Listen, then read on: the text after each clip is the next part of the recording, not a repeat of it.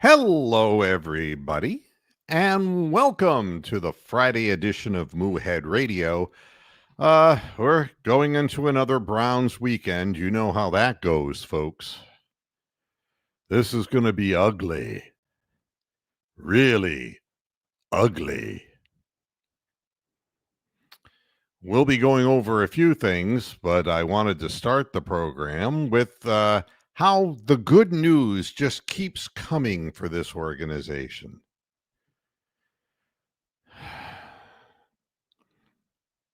You know that the Browns are playing the Packers, and their defensive front is awesome. And now our offensive linemen, as I predicted they would, injured. Third fucking game of the season, injured. Two of the best linemen are questionable for week 3 against the Packers. Right tackle Jack Conklin, who doesn't heal. And now, that's right, left guard Joel Bitonio didn't practice all week due to a back injury. Conklin, if you remember, got poked in the eye. Then he hurt his elbow by somebody looking cross-eyed at it. He'll be replaced again by Cornelius Lucas. I'm sure he's going to stop that pass rush. Yeah, boy. Bitonio's only missed one regular season game, and that was back in week 5 of 2023 against the 49ers. One playoff game, the wild card game following the 2020 season at Pittsburgh, and I guess we didn't miss him that one. He would be replaced by Tevin Jenkins. And this will make your eyes pop. Kicker Andre Schmidt was a late injury addition, showing up with the game status report September 19th. He's got a left calf injury that occurred in practice. Stefanski said Schmidt will undergo an MRI. He also said it was premature to say if any kickers would be brought in to be worked out. Premature as in ejaculation. Young-Ho Koo from the Atlanta Falcons was released today. He at one time was a very good kicker. One of the best, if not the best, in the NFL. Last 2 seasons haven't been so good. And anyone named Young-Ho, with today's new morality, better watch himself. God almighty. Nothing notable, Stefanski said, of how the injury happened. He felt something. So did Ernest Angley. We're doing the appropriate thing and getting him, getting a look at it with some imaging, and we'll go from there. Well, he's not gonna play. We're gonna have no kicker, so we'll go for it on 4th down every time. I have no idea what's gonna happen. We're gonna bring the Moose in here. Hey, Moose, how are you? I just went, heal, feel the power. Baby. Heal. You from Northeast Ohio to remember Ernest Ainsley. Then the Cathedral of Tomorrow. Evangelical preacher. Really? Okay. No, Mary Kay cannot kick. I'm not going to say anything, Boy, look at the negativity of the far right. Okay, enough of that. And Rick May is jumping in. Yeah, 27-13. Damn optimistic. Yeah. Now this is going to be old-fashioned ass whooping is what this is going to be. This is just awful. And meanwhile, Mike Hall Jr. remains out as he continues to recover from off-season knee injury from last year. He's never coming back. Return specialist DeAndre Carter is questionable while he continues to work through the concussion protocol. Anybody remember Cedric Tillman? Last 6 games, you got no kick returner. Punter sorry. Corey Bojorquez sustained an ankle injury on the blocked punt that Ronnie Hickman did nothing to stop. Yeah. He was an eyewitness. He was a full practice participant by the end of the week. We'll see how Corey holds up. But you know. Well, If he sees Ronnie Hickman in front of him, yeah. Oh God. We've got Johnny Damon and Shelley Duncan on the offensive line. And neither Stefanski nor offensive line coach Mike Bloomgren sounded better than 50-50 when asked about the status for Conklin. Yeah, we'll see how, we'll see how things go, Bloomgren said. And he's another one, certainly a better coach when he's out there. So we'll see. Ultimately, Kevin and Jack will talk about that. Like, Jack, my job's on the line. Oh, Lou, Save me. Lou. I got to go back Save to me. You're my only hope. Ted Baxter. Oh, Lou. Yeah, I don't. Yeah. But Tonio, speaking to the media yesterday, called it his old man back. It just keep rolling along. Yeah. Fucking hell, I'm twice as old as he is, and he's got an old man back. And it said that it locked up on him. Does anybody have the combination? He's dealt with back issues over the last couple of seasons. We knew that, and we didn't draft any lineman. Did fuck all about it. Fuck Jimmy Haslam in the bunghole. God. I mean, you looked at these guys, and they couldn't play last year. What would even make them think that they could play this year? No. And then Batonio said something that every old man says. You ready? Okay, do I say it? No, this is what he actually said. This is a real quote. Ready? Yeah, I'm ready. The hardest part is you don't know when it's going to pop up. I'm not making this up. I'm serious. Same. It's like, same, dude. Same. What about your back, Joel? I thought we were talking about your back. But once it does happen, I do know what has helped in the past. And now you're just hoping that the 48 hours and stuff, you get through it, and hopefully it starts feeling better by Sunday. Well, Bronk and I can tell you this, Joel. You're fucked. It doesn't get better. It just degrades, man. That's what I call it, a degrading injury. It just gets worse, my friend. Maybe if he got, like they have those like massagers that walk on your back, he could probably get somebody little like a Didi Kikawala and or Young Hoku. Or Young Hoku walk on his back, and that might make it better. This is becoming a parody of a football organization. It's a farce, as they say here. Yeah. It's farcical. And who are we playing, for God's sakes? The best team in American football, the Green Bay fucking Packers. Rashawn Gary and Micah Parsons, the defensive ends. The Packers have 8 sacks, tied for second in the league with the Patriots. 18 quarterback hits, which are second only to the Broncos. Gary has 2.5 sacks. Parson has 1.5. I mean, that's coming at you from both ends. The Browns are just totally fucked. We might set a record for most strip sack fumbles in a game. I'm trying to figure out what Pat's trying to get at with this feed the invisible hand.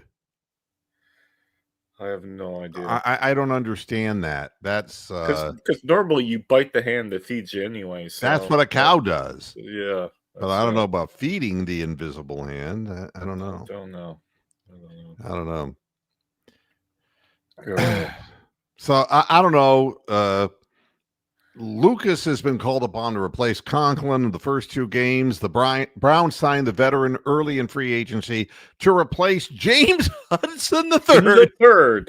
I think he's still playing badly somewhere, if I'm not mistaken. I think he was missing blocks in some other game. But I love that name, Cornelius Lucas. It's like the guy who ran Soul Train. Who is that? Like Don Cornelius? And always we say peace, peace, love, and soul. Soul. Yeah. Yes. Cornelius Lucas. That is a fantastic name. Not Cornholio, Cornelius. And then Jenkins, the other guy, he was signed a week after Lucas. These guys just showed up recently. They were homeless, and we snapped them off the street. You know.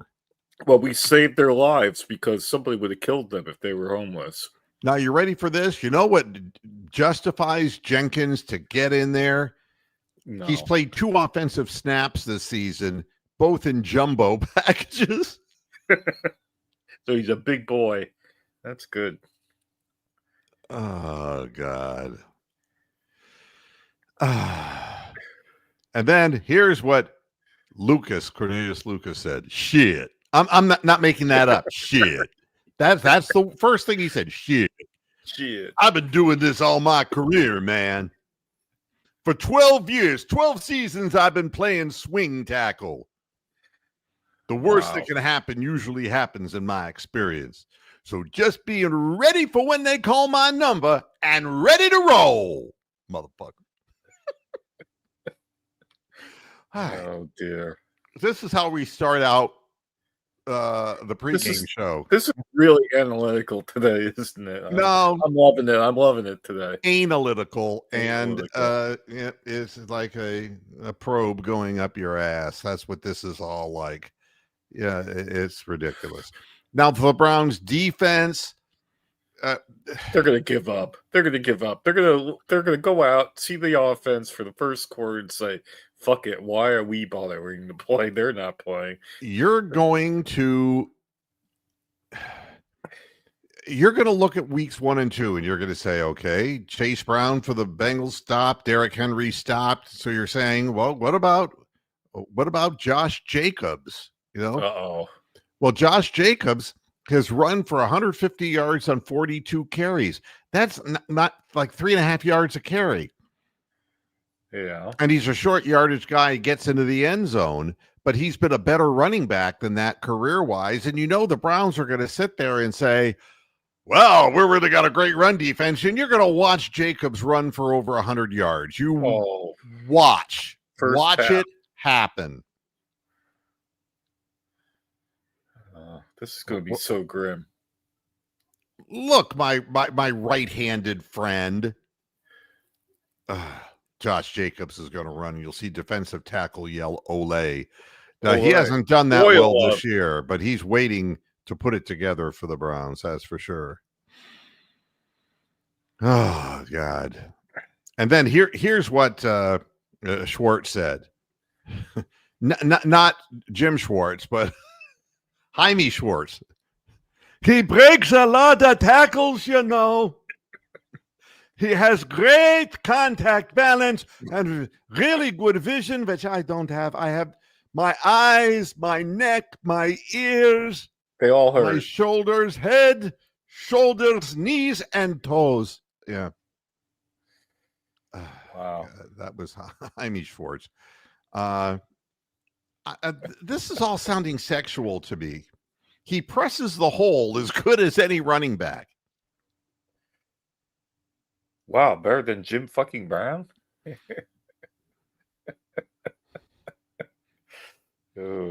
Maybe it's just the mood I'm in. We have to be really physical at the line, and we can't peek out of gaps because he can find those holes and find creases that way. Oh, find the holes and find the crease. It's hammer time, and the living is easy. Cornelius. Just call me Cornelius. How you doing, Jim? I'm doing wonderful. I get to spend some quality time with y'all. That's It's good. nice to be back in the good old Midwest here after spending a week on the coast. I am so happy to be back. But it sure as hell isn't because of the Browns, because everyone I saw, everybody I saw out there that saw me with anything that was Ohio related, the first comment they said, "How about them Buckeyes?" The second one was, "How about them Guardians?" And then the third one was, "Too bad about the Browns, isn't it?" I was like, damn. It's just, it was kind of like, this is our daughter, Dottie, and this is our other daughter, Dottie's sister. It was just, that's from a League of Their Own, by the way, in case you didn't know I stole that. But yeah, it was not a happy sight. It was happy, though, to see them pull off the beautiful W. But yeah, the Browns are just, they're trash. Jesus, come on. Yeah. And listen what Carson Schwezinger said. We're going to have to be physical, and that's what we plan to do. When you go into these games, you know it's going to be a physical game. And you know what Jimmy Haslam has done? What's he done? He's trying to get the Browns defense psyched up before this game. Oh, no. And in the locker room, in blaring speakers, Olivia Newton-John's physical. Let's get physical, physical. I want to get physical. Let me hear your body talk. Yeah, God. I think my nipple just got hard, by the way. I'm just a little, man, that's a little too much. You know what? She's dead, man. She is fucking dead. Yeah, I know. Yeah. Oh, Sandy. Yeah. She was playing a high schooler, and she was like 35 at the time, I believe. Baby. So was Stocker Channing. Wasn't she like 32 playing a high schooler too? Oh yeah, she was, and she was the original on Broadway. And by the time she was playing it, she was like, 46. She could have been one of the teachers. Yeah, absolutely. But it's fantasy stuff. Yeah, exactly. I have fantasy. Never mind. Olivia Newton-John fantasies still live. Yeah, they're out there. Now, here's the other thing that just kills me. This is from clevelandbrowns.com. And I promise I won't sing again. It was the second I started singing. Oh, Sandy. You can see the viewership just drop. So I'll stop. I will stop. All right. Tell me more. Let's see what Tony is saying. Tell me more. Worked out Dante Barnett, Shamar Bartholomew, DJ James, Nate Lynn, Grayson Murphy, Nick Muse. Who are these people? Exactly. That sounds like the Unity dorm football team. just get the guy who at least is kicked in the NFL. I don't, get Koo. It's Lonnie, Larry. At least you know that he's been there and he's done that. These people, I don't even know. They're working in diners somewhere. We don't need that. But here's the ultimate joke on clevelandbrowns.com.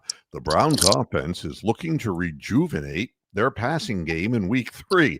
That fucking chance. Don't you have to have one? You need a necromancer to rejuvenate that. You bring back the dead, man. Oh, for God's sakes. Bring back Max Speedy and Otto Graham, man. Yeah, that would. Jeez. I mean, so I only got to see the first half of Sunday's game. That's part of the reason why I wasn't on. Also because I didn't want to kill myself. But yeah, I'm like, that first game they should have won, and the second game I get on there, I watch the first half. I'm like, all right, they're not horrible. They're playing good. Then I see the final score, and I'm just like, oh, Brown's gonna Brown, I guess. I'm like, damn, what the hell? Well, they just have no resilience. They just don't. And, they're trying to rejuvenate what passing game? I mean, let's be honest about this. Joe Flacco is going to be a marked man.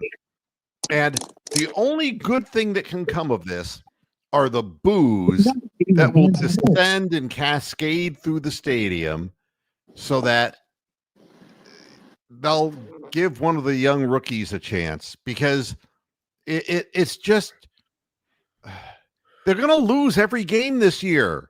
They're constantly injured, and we haven't even seen the secondary go down. We haven't seen Midget Newsome and Denzel Ward going down yet, but they will. They do every season. Oh my God! Do we have to watch this? I mean, I'm serious thinking of having a nap during the game. That's what I keep saying about every Guardians game, and they're winning. Yeah, well, this is what it is. I told this to somebody else online. It's that this is the annual September tease where they suddenly pull a big winning streak out of their ass and then sneak into the playoffs and then get smacked badly by some hugely overpaid payroll team. Well, I don't think they're going to make the playoffs, because if you look at it, they're not going to catch up to Detroit, even though they swept them. No, they're going to catch up to Boston. They absolutely have a game and a half behind Boston. Detroit is playing Boston. Detroit now sees the urgency. Yeah. Detroit is going to go into Boston, gain a game on them. Where the part of it that's weird is, has this not been the Cedar Point of seasons? Yeah. Up one downhill, up a hill, down a hill. Gee, Christmas, they are like all over the place. I'll tell you one thing that's really bizarre. I mean, the Red Sox to the Yankees were going neck and neck. And wow. Boston just has fallen apart, and I don't know what the story is there, because I don't follow the Red Sox. But at any rate, yeah. But to go back to the Browns, here's what Kevin Stefanski said. I think we're 2 games into the season. Is that how many? Feels like more. Yeah. I think every team hopes to continue to play better throughout the year, and you play better each month. So we get an opportunity this week as a team, and certainly as an offense, to play better than we did the previous week. Now, that is another way of saying, I surrender. I'm waving the flag. I'm done. I think it's another way of saying we're trying not to suck as much as last week, but we know we're going to suck. There's a lot of suck going on, and we're right at the top of the suck. Yeah. So, I mean, the worst part is there's been some flashes of, Mason's looked okay. Schlesinger, or however you say his last name, Carson, he's looked decent. I mean, there's some, I have a feeling that Jenkins, if he actually gets like more than 2 practices, will be okay. Running back is one of those positions you can kind of just slot him in there. Yeah, well, that's the problem. Dwan Jones is unfortunately about to set a new record for a left tackle for the Browns. So, it's all something. What, like an all-time highest weight thing, or no, just top number of penalties, and he's not as bad as the guy from Kansas City. That guy is really suck. He's terrible. You know that Flacco against the Ravens, Flacco, of his 45 passes, 34 of them were less than 10 yards. This has become ridiculous. So something else that you just said there, Moo. How many passes did Flacco have? 45 against. Why are we throwing the ball 45 They times? Can't run the ball. I know, but I mean, they're not going to win a game throwing the ball 45 times. But he's throwing short passes. And that wasn't even all of it. That was, how many did Gabriel throw? Well, here's the deal. They're throwing short passes to compensate for the lack of a running game. That's their running game. Yeah, I've done that in video games. Then first week, that was why, Samson got his hands on the ball. It wasn't running from the line of scrimmage. It was catching the ball out of the backfield. But it's not going to work. I mean, here's something that, and I don't want to be utterly negative, but looking at film footage that I viewed of the Ravens game, why the running game isn't working. And it's a twofold thing. One is that Stefanski's play calling is just horrific. Yep. He's still living in 2025 when his offensive linemen had arms and legs. They're not getting to the spot they're supposed to get to. And it's way too complex at this point in their age. I mean, it's not to be expected. So, Judkins, you're not going to be able to judge him until you see, holes there, and that's not going to happen this year. And Stefanski's play calling is there were a number of pieces of footage that I saw where they lined up in a set, and it was obvious that the Ravens were already ready for the set and flooded the side that the ball was going to go to. And that's why Roquan Smith had such a big game, because he knew where the plays were. The defensive linemen were tying up the old guys at our front line, and Roquan was shooting gaps and getting into the backfield and crushing people. Yeah, he was like that linebacker you controlled in Tecmo football. The blinking linebacker. You moved him around and he did all the tackles. That's exactly what he looked like. Yeah.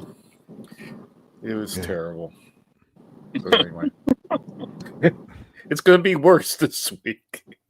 I just thought the fact that you said utterly, I was wanting to know if that was spelled with D's. That is correct. Utterly. Okay. Just want to make sure we're on the same page here. And yeah, but the interesting thing is that Jerry Jeudy, in his little comments to the press, is he still on the team? Yeah, still on the team, I guess. He's just dissension. I mean, he got his money, and now he's doing the same shit that he did before. I mean, he's bad news. And they said to him, it just didn't look like there was any separation downfield for the receivers against the Ravens. And his response was, well, look at the footage, the film again, and then come back to me. The implication was, I was open. I'm shitting on the quarterback because he didn't find me. Wait, doesn't that sound like someone's dad? What? Yep. Remember when Baker Mayfield not throwing the ball downfield to that Beckham kid? Beckham, yeah, David Beckham. And his dad came out and said, "Yeah, he's open all the time." I mean, it's kind of the same kind of thing he's just saying there. I'm open; they can't get it to me. Well, that happens when you're running for your ass. I guess it's like. I love it when people make up words. Tom, trickery. Like trickeration? Sounds like something that George Bush would have said. We need some trickerification. Oh, I love it. Oh, goodness gracious. I'm just going to sit here and groan. Yeah. It is fun to watch the other teams play, though. I kind of enjoyed that. Here's what Flacco said, by the way. I think each week we're looking at different ways to make things a little bit easier and get guys in some space. Because anytime you get good athletes in space, that's when big plays happen. But we don't have good athletes and they don't have space. No, big plays happen for the other team. Yeah, when you throw it right into their hands, Joe. Or fumble the ball right into their lap. That's what you need to do in this league, Joe said, in order to put points on the board, is get some of those chunk plays. Yeah, well, there are none to be found. Yeah, there's chunks, but they're just being blown by me. And then the same Jerry Jeudy, who threw Flacco under the bus, said this. There's also a benefit in taking what the defense gives. He pointed out that if the defense gives the Browns a 5-yard route on a deep shot play, then the Browns need to take the short game. Jerry thinks he's a quarterback now. Instead of playing into the defense's coverage and throwing deep, Judy emphasized playing smart and playing the Browns brand of football. What the fuck? 3-14. That's a brand I don't even take off the shelf. God. Again, you need the necromancer. Yeah. Bring back Otto Graham. Can we play like the Chiefs or like somebody good instead? Even the Chiefs are sucking. But I'm just so done with this. And then he went on, Flacco. Each game plan brings its specific challenges to go out there, and you're always doing things a little bit differently.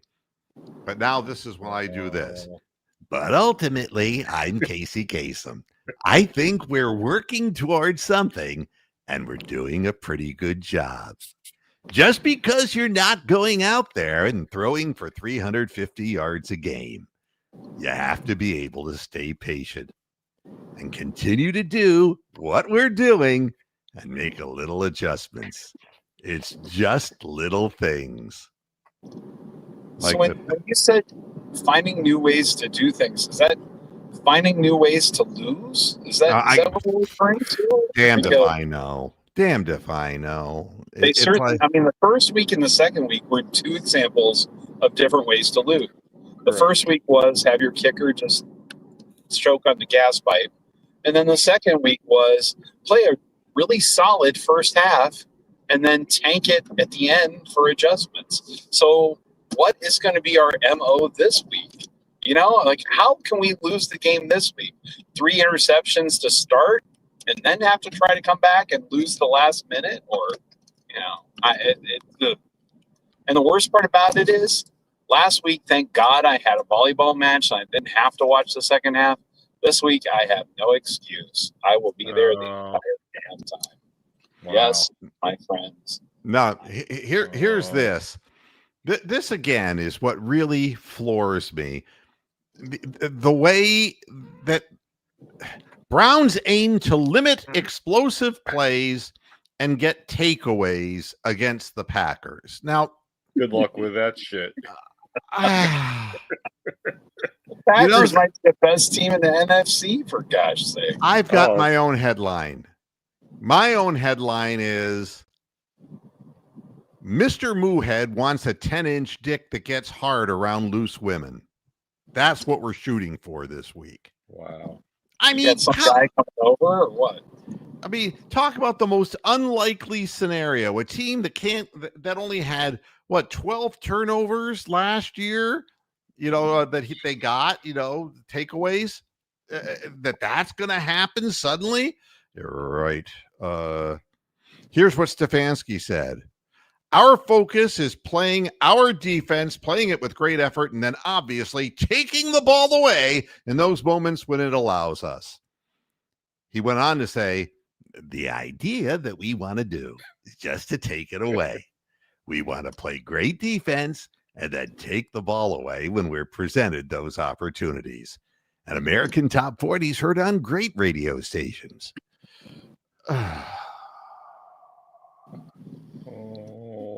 I'm going to sit here and groan. And then get this. This is from ClevelandBrowns.com. The Browns nearly had their first takeaway of the season against the Ravens when Cameron Mitchell punched the ball free from Derrick Henry's hands. The Ravens, however, recovered the football. They did. And scored a play later. Of course.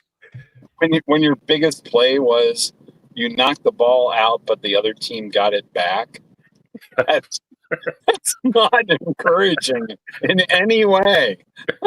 No. Here's this one.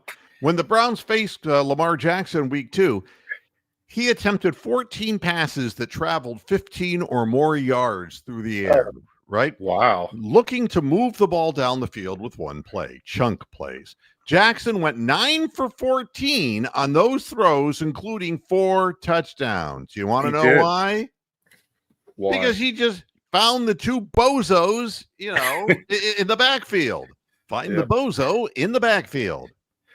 Where's Waldo? He's guarding the post. He's got no help out there. Oh,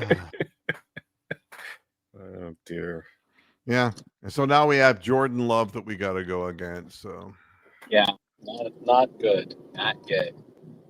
It's George. should say Matt did. And again, there's really nothing inspirational to say about the Cleveland Browns. What are we going to do? Are we going to watch the Browns game, or are we Well, going to watch new helmets look really good. I'm waiting to see them debut the new helmets. That's my the new helmets. Yeah, the brown flat matte brown helmets. Matt Brown. Wow. Matt Brown. I don't know who Matt. He sounds like a coach. Well, there's actually a MMA guy named Matt Brown, Matt the Immortal Brown. But they have like brown helmets, like the reverse of the white, whatever. Cool. Hey, that's all we got to look forward to, really. I mean, seriously. Oh, the uniform looks good. Come on. Well, the boos are going to be raining down. I mean, when you start seeing Flacco throw 6 or 7 more passes 10 yards out of bounds intentionally because he can't find anybody, you're going to hear boos ringing throughout the stadium. I mean, that's the way it's going to go. You're assuming people are going to show up for this. People always show up. I mean, in the words of Nev Chandler, a chorus in Boo Flat. Boo Flat. Mm-hmm. I don't know what that is. You're the instrumentalist. No, it's Boo Flat.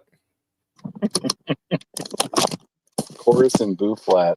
So I'm going to do this. We'll pick the final score. And people following in the chat, you can put your money on these. People. Yeah, go out and become a gambling diseased person and waste your whole life savings. Is there an actual line on this game? There's a line on everything. Was 8.5, which I thought was pretty damn unrealistic. I think I'd want to ask you something, Hammer. Could they bring back an old television show for gambling disease people called What's My Line? That would be a good one. I like that idea. Just wondering. We could do What's My Line. Yeah.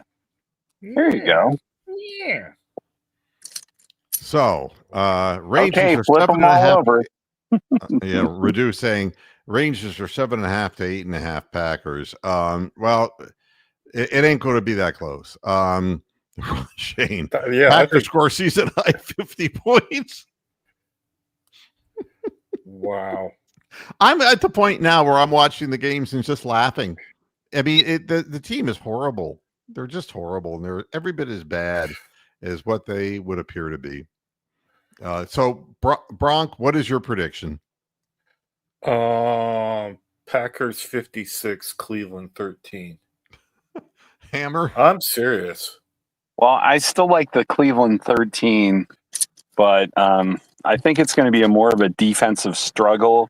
So I'm going to say Pack 38, Cleveland 13. Yeah, and Redu's right with me. I think the Packers will score 34 points, and I think the Browns will score 10. And I think that the fans are going to be totally pissed off, but there is no reason really to, and there's a real chance that Flacco could get hurt out there. Yeah. No, yeah. We don't want that.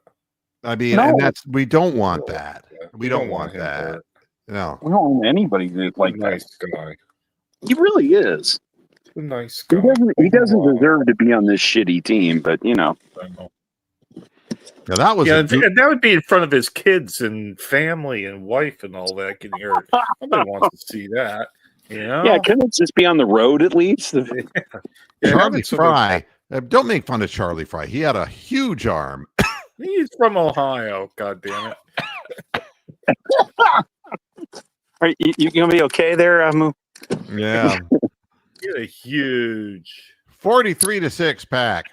Rick May says. Of land. But who's going to kick those field goals, Rick? Yeah, we have no kicker and no punter. No, I'm going. The 13 is on a missed extra point. That's where I'm at. So yeah, I think it's a solid number. The 13 is good. There are times when I'm mad when I think a team actually has a chance to be better. This team has no chance to be better. They just don't. No. Sorry. Yeah, I mean, and please, yeah, I'm glad you're highlighting my prediction. I'll go back to it so people can rub it in. That's a 43-point difference. That's not 8.5, people. Yeah. Flacco's washed. Browns are one of the few teams who would actually play him. Yeah, well, well, I don't know. Maybe Cincinnati might pick him up. I mean, Barrett Browning and versus Carson Wentz today for them. Well, Browning was something else there with his 3 interceptions in his limited time playing. And he's going to be there a while because that doesn't sound good for Joe. No, Flacco doesn't look like he's coming back anytime soon at all. By the way, I was talking about the Washington Commanders and how it's a challenge when you have one good year behind you and you're a bozo losing organization to try to live up to it the following year. Well, quarterback Jaden Daniels is ruled out of Sunday's game against the Raiders due to a knee injury, and veteran Marcus Mariota will be out there. So, you see, that's what you get with Cracker Jack. You could be the Jets. You see who's starting for the Jets, right? No. Tyrod Taylor, baby. Tyrod Taylor. Oh, I thought he passed away. No. No, he survived the Browns and moved on to better pastures. Yes, Tyrod Taylor is supposedly the no, Derek. No, that can't be true, Tony the Calf. Well, really? I have not heard from Derek. Derek Frisbee used to come onto the show and chat a little bit with us, and but then he grew up. No, like a Frisbee, he flew out of our lives. He grew up, found better things to do. That's all right. Yeah, and not hanging out with a bunch of geriatrics. That's for sure. He was like, what was he like? 17, 18 years old when he was on the program here. Yeah, he's being out groomed by somebody right now, probably. Oh, jeez. That's not good. Not good at all. Oh, God. I'm looking to see if I have any. Okay, let's move on because it's 3 games, going to be 3 games into the season, and I'm pretty well done. You're done. We're done. Unless they give me something good to talk about, man. I mean, there just is no upside that I see from the combination of the overly conservative offense to the 40-year-old quarterback to the lousy receivers and to crippled offensive linemen. I just don't see where there's a light to shine brightly. There might be a good Lifetime movie on in the afternoon. I'll just point out another thing about my prediction, that it says the over and under is 69, by the way. So, you can go with that as well. Well, Mr. Be Safe, I'll share something with you. And everybody who watched the show knows that I'm a boxing fan. And being competitive for a half is the equivalent of, Frank Bruno. For 6 rounds, I'm out there, and then boom, you're knocked out cold in the 7th round. Who gives a fuck about that? I mean, really? I mean, it goes down as a big L right over your forehead. Oh, that was Frank Bruno all the way, man. I love Frank. Yeah, it's you can be competitive for a half, then you can come into the halftime show feeling good, and then you'll leave and literally like last week, but within 10 minutes, it's like landslide, the game's over. The clown car wheels fall off. Yeah. Oh God, Ray Farmer! I had forgotten about Ray Farmer. My God. Yeah, I heard that economically the farmers were in trouble. Yeah, that's because nobody's buying our soybeans, and they're all dying in the field anyway. I was referring to Ray. Could I make a little comment though? Actually, about something happened late yesterday. So I'm watching the football game yesterday, the Dolphins and Bills, and I watched it on Prime, and they have their next gen stat camera angle, which they're using the Sky Cam, and they're basically diagramming the plays as it goes over. And the Bills basically had the same formation, 31, right? Three tight ends out there, single running back, and they're running the same play over and over and over and getting 9 yards, 11 yards, 8 yards, 12 yards. And it's like, oh my God, this is how football is supposed to be played. And then Miami did the same thing, almost exactly opposite. They ran the same play with Tua rolling out to his left as a left-handed quarterback and trying to throw the out pattern and being basically stuck right on the throwing it. And every time the Bills player knocking it down. It was really cool to watch that angle with all the players' names on it. But it was just the point taken was how it was so simple. They just ran the same play and got great results every time. And we run the same plays and don't. And it was just, I don't know. It was fun to watch. I mean, I know we don't have to watch the Browns doing that this year, thank goodness. So that's a good thing. But yeah, it was kind of cool. Carson came and Carson went. Well, he's Carson Wentz. You know what I say about him? The problem with him is he's been shit since he married Meghan Markle. He has done nothing since then. So okay, well, that would be one way of looking at it. But he married Meghan Markle. He married Meghan Markle, Carson Wentz. Yeah, but he's a lousy teammate. But he's the modern day Jeff George. That's what I've heard. So nobody's going to rally behind Carson Wentz. That's no one has ever seen Prince Harry and Carson Wentz together. Okay, and now I'm getting it. I know. At the same time.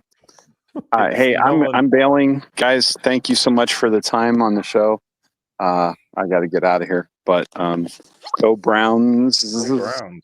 Somewhere. All right. Well, we'll be around and post game if you want to join us post game and cry with us. I will be possibly there. Yes, I will have my tears ready, my extra salty chips, because I'll be needing them. So have a great one, guys. You take care. We'll remove him. He's been expunged. I want to talk a little bit about the Guardians because they at least warrant it. They're winning. You know what's interesting? I'm not watching. That's why they're winning. No, I think there's one person out there who is probably saying to themselves, well, what the fuck? And that would be Carlos Santana. Carlos Santana. What could you say about a guy who they shouldn't have been playing because he was nearly 40 years old, and I mean he the first couple of weeks of the season he hit the ball, and after that it just died, you know. But once he went away and they started playing more of Manzardo at first, and they were, and John Kensey sometimes plays a little first, a little right field, and they still can't hit, but at least they can hit long balls occasionally. And that's really how the Guardians are winning right now, is they're holding teams to 0 and 1 run a game and scoring 2 or 3 themselves. And it's really impressive that a guy like Joey Cantillo, who I never thought had any business starting. The team didn't either. They started out saying, well, we're going to use him in the bullpen. And then it was like, no, we're going to send him back down to the minors, let him stretch out because we're going to hope he can give us 5 innings. That kind of thing. He's a spot starter, and he's even mowing him down. Bybee looks like the Bybee we knew from last year. He's starting to command the ball better. And Gavin Williams, the big rig, he's looking more like the dominating fastball curveball that drops off the face of the earth kind of guy. And the thing with Gavin, if he can get through the early innings and he gets rolling, he can be really tough. And the bullpen, which you thought was going to go to hell in a handbasket because of gambling issues with Class A, out of nowhere, Kobe Allard, I don't know what to make of this. That sounds like some failed country music guy from Nashville who's homeless. And Cade Smith, I mean, his first closing opportunity, he got bombed, but since then he's just been going in and doing the job. Wow. And Hunter Gaddis is sometimes in the 9th, sometimes in the 8th. Well, and I swear Tim Herron can't throw a strike, and they're still swinging at them. Wow. Can I point something out? I'm looking at the standings, the expanded standings. And the Guardians, they have scored 23 runs less than they've given up. And that gives them a predicted record of 73-79. And somehow they are 81-71. So they are doing exactly what you're saying. They're winning these really low-scoring, close games. But in the far column of these expanded standings, it says record versus teams greater than 500. Now, the Guardians have played 73 games against teams greater than 500. They are 31-42. Yeah. So I mean, they are what they are. They're really a 500 team, and which is better than I thought they would be, because I predicted they were going to be a lot worse than that. Yeah, I thought. I mean, and they play the Twins this weekend, so anything can happen. I mean, the Twins are worse than the Browns, I think. Well, nobody expected them to sweep the Tigers, and so I wanted to check something to respond to this comment. Let's take a look at the first appearance of Shane Bieber. 6 innings, 2 hits, 1 run. The next one, 5.1 innings, 5 hits, 2 runs. The next, 6 innings, 5 hits, 5 runs. Then 5.2, 9 hits, 3 runs. And then for against the Orioles, 6 innings, 4 hits, 1 run. So, I mean, he, with the Blue Jays, has a 3.72 earned run average. All right. And he's got 3 wins and 1 loss. Yeah, but it sounds like he's throwing batting practice if they're getting that many hits off. Yeah, he's not what he was. Let's put it that way. Not what he was. So that happens. Once the arm goes, you got to become like a trickery guy or a trickery guy. Trickery. Yeah. And everyone has picked the Browns to lose, by the way. So I mean, yeah. Well, this could be the big Vegas game where they take advantage of that and somehow manage to trick the game into staying close by referee calls or all it can do is lose money for people one way or the other. Yeah. I mean, either it'll be too big a spread or too little of a spread, but they'll lose money for everyone. Nobody should ever bet on the Cleveland Browns one way or the other, because we've seen it before where they would go out and they would who was the idiot coach, the one I hated so much? Which one? What, Cleveland coach? Yeah, the head coach that we Pat Shermer, no, before Forrest Gregg. No, not that far. I'm blanking. Ray Jackson. No. Who is the guy? Chudzinski. I still see his fat Romeo face. Crennel. Butch Davis. Yep, you're not getting him. Runaway Train. Mangina. Yeah, Mangina. Thank you. Ding, ding, ding, ding. Hey, Robert Krieg, you've won a virtual Moohead Radio coffee mug. Coffee mug. Hey, woo. Yeah. And same with Wolfger. It was almost a tie between those two guys. Mangina. Yeah, he would go out there and you would want to just shoot him, but then he'd come out and he'd win a 3-2 baseball game that would give up the safety, but kick the field goal and win. Oh, the worst thing, the thing that set the Browns back the most, other than the ownership of Haslam, was that season where Mangina won those last 4 games, and they kept him on when they should have fired his ass. But that's the way it always works. They should have fired his ass. And then that put us behind even further. Then more things snowballed out of the way on that. It was just terrible. Yeah. As far as here you go.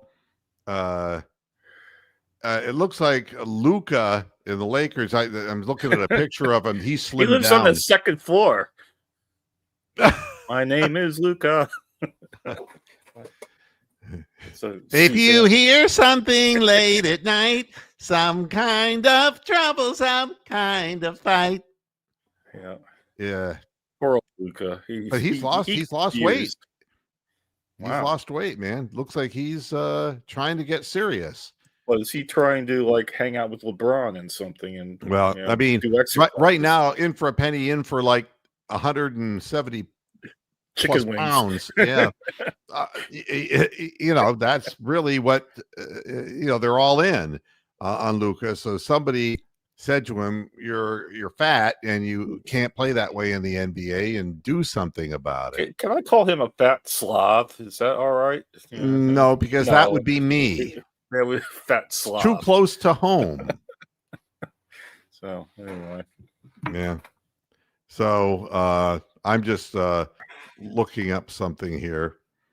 Cleveland is at Minnesota.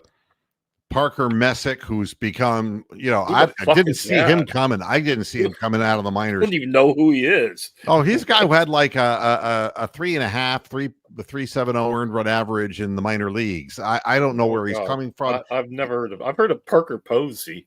Yeah, I'm just wondering if that herky-jerky left-handed motion is just confusing people the first go-around, You're not going to make me try to watch this game, are you?